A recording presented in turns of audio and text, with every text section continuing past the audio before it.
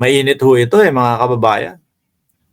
Tingnan nyo ho itong babalita natin na to, mga bossing. Sabi ko ho sa inyo no?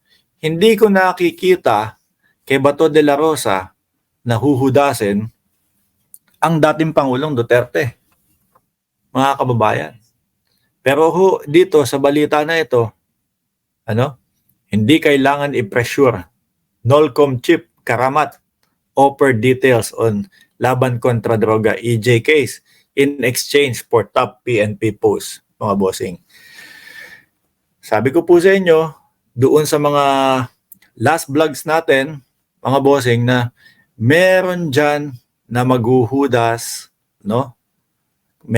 Meron dyan maghuhudas, ayan. Oh. At ito ang magiging sanhi po ng pagkakadiin ng dating Pangulong Duterte, mga kababayan.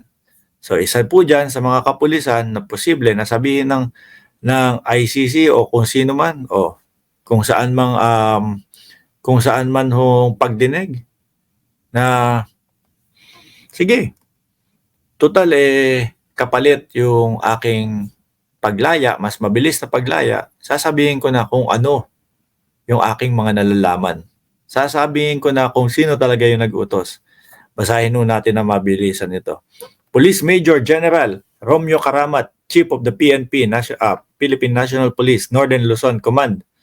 O yan, PNP Nolcom, allegedly offered to disclose everything he knew about extrajudicial killing related to the Duterte administration drug war in exchange for being appointed of PNP chief. This was the claim made by National Intelligence Coordination o NICA General Director General Ricardo De Leon Thursday, August 8.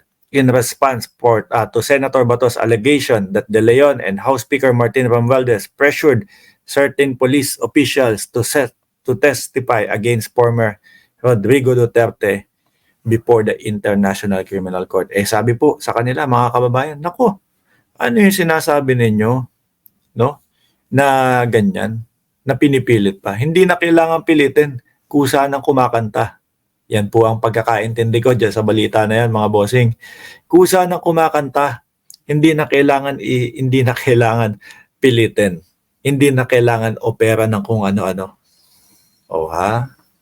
Ikaw ba naman, kung operan ka, kunyari, yung sinasabi natin, kung 20 taon ka dapat nasa loob ng kulungan, pag ikaw ay nakipagtulungan sa amin, gagawin ka namin witness, hindi naman pwedeng hindi ka na makulong.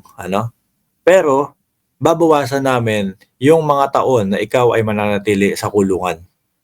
Yan. Kapag ganyan na ho ang usapan, tapos iisipin mo yung iyong pamilya, iisipin mo yung mga kasama mo sa buhay, nako, imbis na 20 taon, no, na mawalay ako sa aking pamilya, pipiliin ko na lang na kumanta.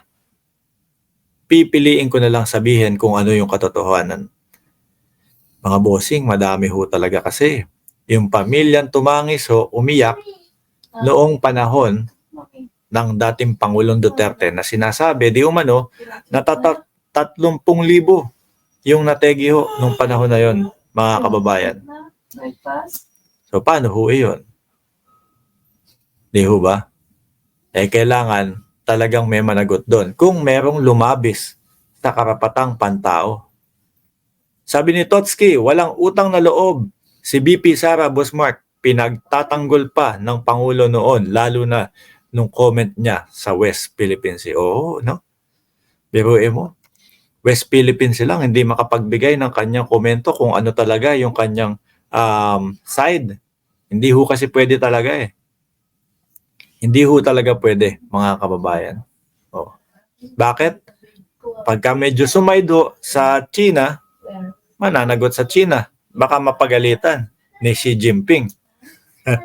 Pagka naman ho medyo pagka medyo humilig sa taong bayan, baka mapagalitan ho ni Xi Jinping.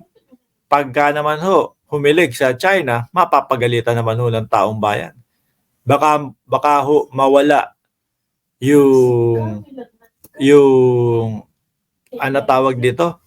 minimithi na maging presidente sa 2028. Kaya no comment na lang po, mga kababayan. Ayan, di ba?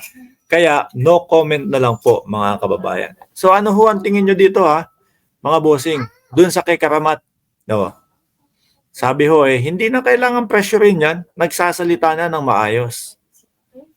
So baka ho, sa mga susunod na panahon, mga boss, yung tinutukoy ho ni dating Senador Trillanes, June, July, August, o bago matapos itong Agosto na ito, nandyan na ho yung ICC.